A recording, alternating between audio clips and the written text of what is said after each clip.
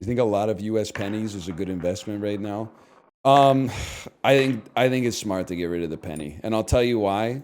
We did it in maybe 2010 or something like that, and no one ever noticed at all.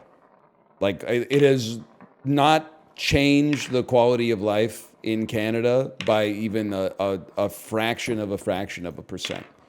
But the thing is, I really believe when it comes to like insignificant problems, you just have to solve them and not ask anybody about them. Because if you get a room full of people and you ask them, like, how do you feel about getting rid of the penny? You're going to be stuck in committees and discourse and rebuttal. But over the years, if we round it down, what if one person gets their costs always rounded up and their benefits always rounded down? That could equal upwards of 2 cents a year. Sometimes you just got to send it. I feel that way because, like, I mean, Vancouver goes through this shit all the time. You'll see like, hey, they're putting in a bike lane over there. And you're like, great.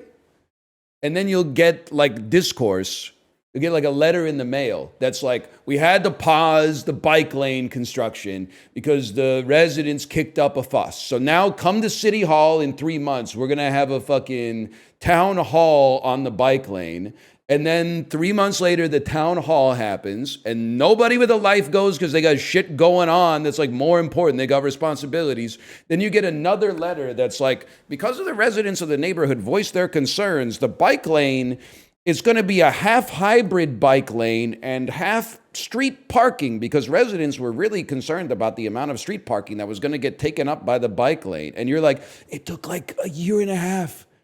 They should have just given two motherfuckers a cartoon style paintbrush and bucket of white paint, and that shit would have been done an hour and a half, 2 hours, something like that. Just like an electric scooter and a long paintbrush, it would have been done. And then the people complaining about the street parking would have been like, where are we going to park? And then they would have turned right, gone to the side street and parked like next to their house instead of at the front of their house. And they wouldn't have talked about it ever again. But instead, we got to have these long ass fucking discussions to make sure everybody's concerns. Like, listen, there's serious policy issues. You want to do a plebiscite, you're a referendum or something. But you just put the paint on the road, man.